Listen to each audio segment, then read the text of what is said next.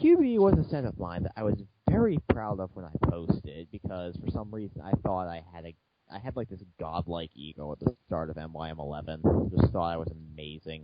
Homer deserved to place like 20 spots higher than I did. Something ridiculous like that, I don't know. But anyway, I just thought that I was, because I hadn't really heard a lot of criticism for my sets at this point. And QB got criticized for being broken, of all things. Now we know better, but the set, as it is, I sort of think it's really the only way you can possibly represent this character, with him contracting the foe and then utilizing a variety of status effects to gradually debilitate and kill them. Just due to the nature of the soul gem, it actually works out very... I mean, I guess, like, again, it's underpowered, and I guess that it is a bit flowchartish, but there are some branching options with the second form's grab game and the little movement tricks in the first form to try to dodge their attacks, which are admittedly a bit stupid, but you also have the fluffed tail, which I think is an interesting way to neutralize his weakness to KO moves that KO below that percent. So, I mean, it's not fantastic, but I think that it's a good representation of the character. In some ways, it's a good representation of the series on a whole, and I'm happy with how it turned out, although there are some things I would change, like there's some stuff with messing in the opponent's characterization outside the grab that I would really want to remove, and I might throw in a bit more ways to deal with attacks that deal 10% or more if I can come up with something to do that, but aside from that, I actually am somewhat happy with this set. The obvious thing to do that I think would be improve the set immensely while keeping most of the things that you like about it is just generically upsize it like the Carrero frogs and just not make him instantly die to all of these attacks. I could do that, but like, I don't know. I think that would kind of would make the whole fluffed tail element impossible, and I think that was actually a somewhat interesting part of the set. Is the tail actually part of the character? No, so I suppose, but I wouldn't know what else to do with a particular character, so it's not that I'm fanatical about. I think I see why you hate it, because you presented the arguments over and over again to me and beat them into the ground on that day when we argued about it forever. Just about how QB cannot respond to Wario's bike or something. Yeah. Oh, that was somewhat traumatic. I thought I was an amazing moveset designer up until that day, and then I just thought I was the worst moveset designer ever. I thought Predators were going to be hated. Not good times, but what can you do? Elsa Maria is a set that people apparently hated because it was boring, and she didn't use the monstrous thing in her barrier, the spiked statue. I don't really know what I was supposed to do with that. Like, do I just make her bash foes against it for high knockback? I guess that's a decent KO measure. But she already has KO moves, so I don't see what that would really add. Aside from that, I guess the other complaint about the set is that it's just boring. And I can see where that one's coming from. She mostly just spams tentacles all over the stage to make a series of Dark Bowser cages, obscures them, potentially makes the tentacles damaging on contact, so you can just have opponents stumbling around into invisible, painful walls. As minions gradually spawn over the course of the match, she just stalls out like this, because eventually the opponent's just going to be whittling away at your tentacles, and while you respawn them, you're going to need those minions helping you. It's okay stuff. Like, I don't think this is a fantastic set, but I never quite got why it was so hated by some people like Silver. And, it's a little bit on the boring side, but I think it's reasonably functional. It's got some decent ideas. I don't know. I just think it's kind of bizarre that it's a more just boring set when it's a giant tentacle monster, essentially. I think one of the things is that you killed a lot of what you could have actually done in the main move set by making the minions this passive mechanic. I didn't really want to move that summons them. I wanted to make the whole barrier into a passive mechanic, although apparently that didn't work out. Maybe it could have still been a passive mechanic, but the minions, you could have maybe used the minions for some moves or something, because they're not in the actual inputs at all. Yeah, although I think that I did try to make them so that they were oriented so that they would snap around your barrier or attack around it to hit opponents, which I thought was a decent interaction with. And again, I think that part of the reason I made this set was just that better witch sets than Charlotte could be made, because with Charlotte it just didn't really acknowledge anything about the character and just went into some awkward stuff that didn't really make any sense even for a character that weird. So with Elsa, maybe I tried to be too normal with it for that reason, because I didn't want it to end up like Charlotte, and it kind of backfired either way. I still like this set, though, just not particularly much. Okay, here we have Doc Scratch, and this is a set that I was extremely fond of upon posting, to the point that I thought it might have been my best. Now I'm not quite as big on it, because I have realized that it has a lot of problems. Namely, why the heck did I include a slip and slide? I guess it sort of works into... No, it doesn't even really work that well with the playstyle. It's just basically a way to preoccupy them and have a predictable location for them to be when you're shooting pool balls at them. And the pool ball games and the whole expand the stage stuff is actually... I still think that stuff's great, but past that, it's just trying to do some awkward mind game stuff and just slide them around on a track just to knock them into more pool balls, which isn't really particularly flowing into the rest of the set, and it just comes across as really tacky. About the slip and slide, I think the slip and slide actually works against him some, just because they're slipping around a lot more quickly on it. That means they'll be able to actually get to you a lot more quickly while you're teleporting from one side of the stage to the other while you're just camping at them. Yeah. There was some stuff. My original thought was, you just slide them into the holes that you make in the stage with down special, just delete that segment of the stage invisibly, which I don't really think was that good of a move in hindsight. Part of what I like about the set is just that I do think it represents Scratch well, what with him basically setting up invisible defenses around himself, so he just sort of passively stops the opponent from trying to kill him, and then just retaliates in a manner where they wouldn't expect, a manner which they wouldn't normally expect to be able to KO them, like just getting slid into a hole or something like that. It's a little bit, it's weird, but at the same time, I feel like the source material is weird enough to justify it, and that the characterization's good. It's just that there's some rather tacky stuff in here, like just so few actual attacks. The grab game doesn't. The grab game's cool for me. It doesn't make any sense, and it just has a lot of irrelevant stuff and just stuff that allows you to fire from more angles, which I don't really think is interesting enough on a character where he's basically omnipotent, and I'm going as unsmash as this. I think the slip and slide was along the right tracks in terms of what you should have added there. Like, something like that one move in Pennywise where you create a trail that makes the opponent go in that certain direction probably would have been good here, rather than something that's so tied down to the ground to slip and slide. But I quite like this set. I think it's really in character, and I actually like the lack of animation change, because it makes total sense to the character. I don't hate the lack of animation change, but at the same time, and I think that I would keep that if I were to remake this set. You can still have attacks without animations in them, though. Yeah, I think I probably went too far with the invisible stage control thing. It really isn't that interesting, and it's been done before. Even still, I like the set, regardless of the fact that this commentary has been mostly negative. I know brooms.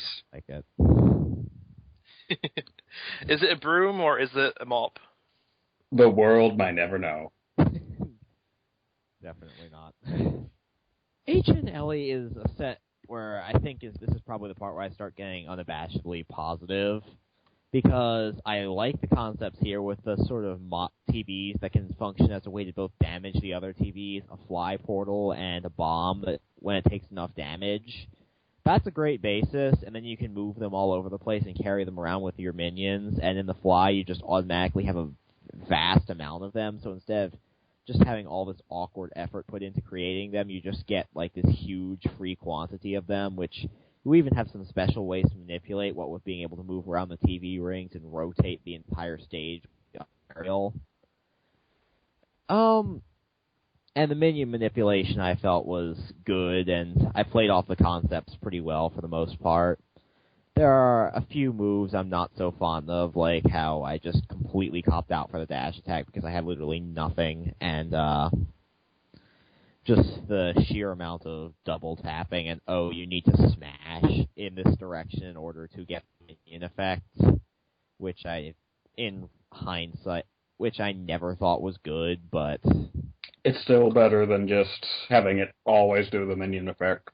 Well, yeah, it's just that it still feels a bit awkward to me, and the actual attacks, I was trying to pay more attention to Smash Bros. Mechanics and, like, abusing the fact that the TVs were solid.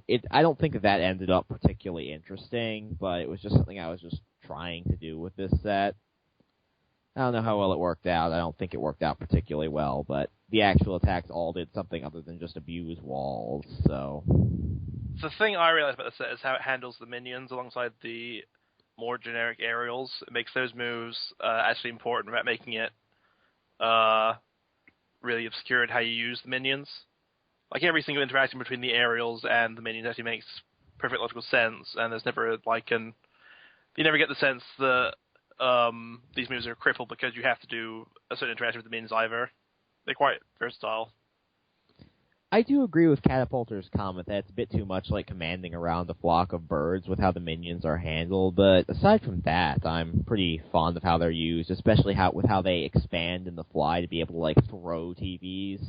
I thought that was pretty brilliant in conjunction with, being able to create projectile reflector TVs, or being able, with your forward smash, or being able to spin yourself to reflect the TV back at the foe. Yeah, I definitely do like this set. And I'm not really sure how to improve it, given I made it fairly recently. One thing that I think is kind of weird, I know I made you include it, letting foes use all of their attacks besides just aerials and specials, but you never actually explained how they use these other attacks in midair exactly. They would just use a similar animation to how they would on the ground. Like, Marth would just sort of swing his sword forward in the same way. And if it's something like Snake's Mine, maybe he would just leave the mine in midair, and if they have an Earth-shaking attack, they just can't use that because that wouldn't make sense. Indeed. But yeah, maybe I should have specified that, but the down special was already 13 paragraphs. I think I have an excuse. This is apparently your very longest set. It is actually the second longest aside from Chakravartin, and Chakravartin only beats it because of the boss mode. And I think it's mostly because of that ridiculous down special. So, right after the previous minion set, we have another one in Eleshnorn. And I like this one a bit better, simply because it's a bit less awkward with the control scheme, obviously. And aside from that, you just have... I think the interactions with the minions themselves were a bit more interesting, what with being able to give them a projectile, or being able to disable the foe so that they were required to use shorter range attacks than the minions had in their arsenal, or just generally all the ways that you had absolute control over them, and this could compensate for Norn's terrible size-weight ratio and her awful movement speed, where instead she would sort of be almost comboing opponents with minions, as well as being able to reinforce her minions' armor. And she just had a lot of fairly good ways to play off the minions, while the minions themselves would be the ones doing most of the fighting, which I thought was very fitting to her. It's a little bit generic as far as minion sets go, in that, but at the same time, she's limited to a smaller number of minions, and the minions themselves are a bit more sophisticated. So I think that's enough to distinguish it from minion sets of the past. I realized that it felt very organized in terms of how it handled the minions, and that obviously coincides with the white alignment really well. A lot of the interactions felt really smart too, and actually quite innovative for use of minions. Although at the same time, I mean, it's impressive in how it doesn't really have any flashy concepts, and yet it still ends up having a very unique playstyle at the end, and being very playable. I do think I have to agree with Junahu that my favorite move is the forward smash, just being able to detonate a minion and just fire it forward as a stream of projectiles. And then if you have a more armor on the minion just becomes a larger amount of projectiles, so it becomes harder to dodge and more powerful when it does connect. Yeah, I love interactions like that too, I have to agree. Yeah. Anyway, it's a fun set. It's not fantastically innovative or anything, but I quite like it, so. So, from here on, Warlord and Smady have read every set on here, and the next set is Homura, which... This was a set I was very annoyed that Hoppip was overshadowing when it first came out, because, first of all, I think it's a better set. Projectile comboing is a lot more interesting of a concept than juggling, particularly in conjunction with how I used it with the time stop, and just being able to create sort of like boxes around the opponent with the traps themselves. And, I mean, probably the set gets a bit redundant after a while, I think, with too many rockets and such, but I still think there were I was still able to come up with some clever moves even later on in the set, like being able to chain grab through a time stop, or being able to just create grenades the opponent can't see, which was admittedly a broken move, but if I toned it down a bit, I think that would be a fairly cool concept.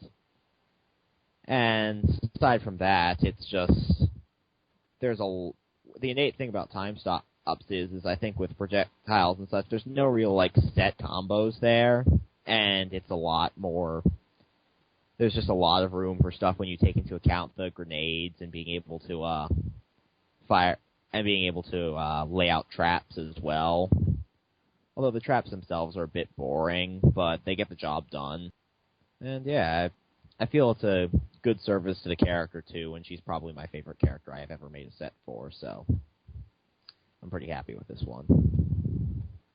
I think it's pretty impressive that a set that actually does something with time stopping of all things is just manages to be fairly balanced. Like, well, time stopping is in some other sets like Necromancer, but that's time stopping like the stage and an entry where you're time stopping projectiles. This actually does it to the foe as well as projectiles. And it's all right in this. It's actually somewhat balanced in this set, as opposed to some of the other ones we've had the displeasure of seeing, which shall go unnamed. But, yeah, I think it's a good set.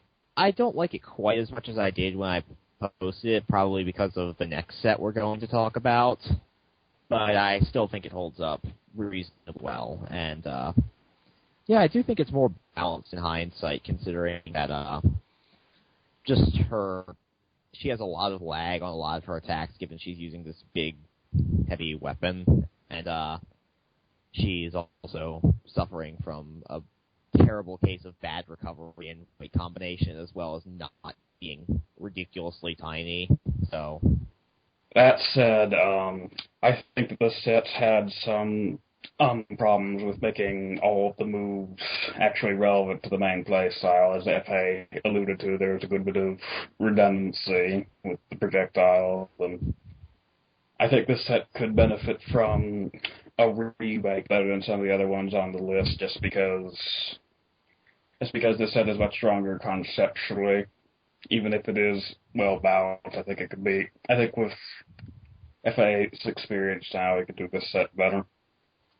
I think I could probably do some things in this set better, yeah. I'd probably tone down the number of generic rocket moves. But yeah, I still think that it's decent in its current form. Actually quite good, but